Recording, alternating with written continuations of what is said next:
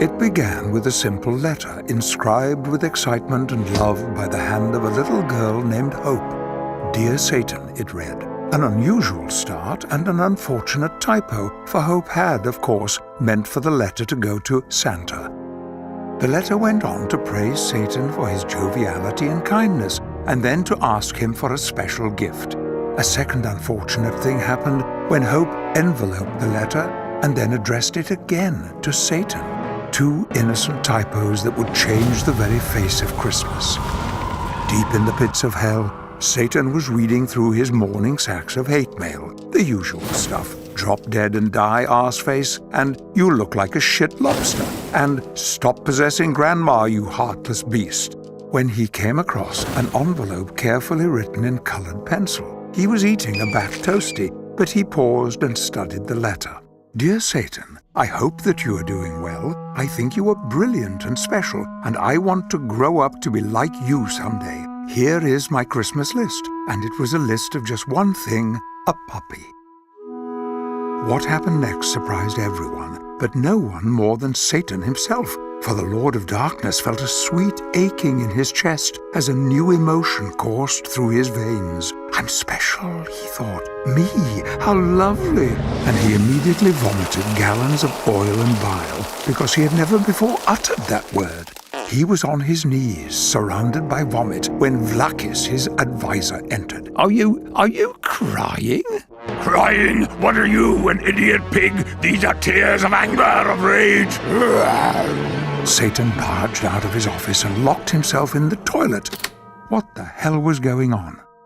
The following days were hell, literally, but for old Beelzebub, hell had gotten a whole lot worse. He was plagued with kindly urges, disgusting feelings like pity, empathy, and compassion, and every time he felt them, he'd vomit bile into the face of whomever he might be passing.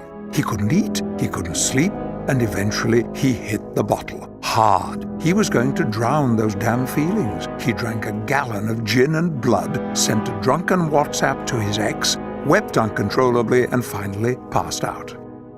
He woke the next morning, and before he knew what he was doing, he had booked in an all-staff meeting. Hell's inboxes pinged at the same moment with the same mail, titled "Love, Tolerance and Kindness, a lecture by Satan, attendance mandatory." Everyone assumed that it was sarcastic, a joke, a rug pull. They'd all arrive and it would be an afternoon of pitchforking pandas again. And so it came to pass that the whole of hell were absolutely astounded to see the devil stood before them all wearing yoga pants and many friendship bracelets. He went on to lecture at length on the key pillars of tolerance and oneness, even at one point quoting Gandhi. He finished with a heartfelt cover of Imagine on a little keyboard.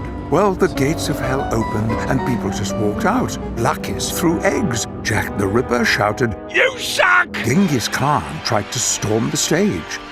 Less than an hour after giving the speech, the elders of hell had gathered for a secret meeting, and Satan was cast out of the netherworld for being, in their words, a pussy. Life in the real world turned out to be less traumatic than Satan feared. He'd been up there a few times before. He'd holidayed with the KKK and played bingo with Bin Laden. But he was different now. He settled into Shoreditch and took a job at a gluten-free bakery. He liked the atmosphere. He learned how to shape little motifs on the top of cappuccinos. He wore baseball caps and made a friend called Caspian. All was well. And then came the night before Christmas. Satan was finishing up some last-minute shopping when he noticed a small girl chatting to Santa in a budget grotto. The girl felt familiar, but he couldn't place her until he overheard her say, "Hi, Santa, my name is Hope. Did you get my Christmas letter? You didn't reply. All I want is a puppy." The color drained from Satan's face. It was all a lie. The letter had never been meant for him. He'd been taken for a fool. How could the all-seeing Lord of Darkness have overlooked such a glaringly obvious typo? A deep burning roared up through his body. He knew the feeling well. It was his old friend, Fury. Before he knew what was happening, he had cremated Santa. Hope, who watched the whole thing and who would probably never recover, felt a fury of her own. With a heartbreaking tear in her eye, she screamed at Satan, I hate you! You ruined Christmas! Go to hell! And indeed, back to hell old Lucifer went. As the sun set, he stormed through the gates of the underworld, but he was filled with yet another mysterious new feeling. And then came Christmas morning. All the boys and girls across the land rushed to open their presents, but something was different this year. There were presents aplenty, but they weren't the usual gifts. Santa had not survived, but Christmas had. Hope got more or less what she wanted. Sure, it had 3 heads, breathed fire and pissed lightning, but she couldn't be happier. And Satan? Well, this was his little secret, but it made him feel really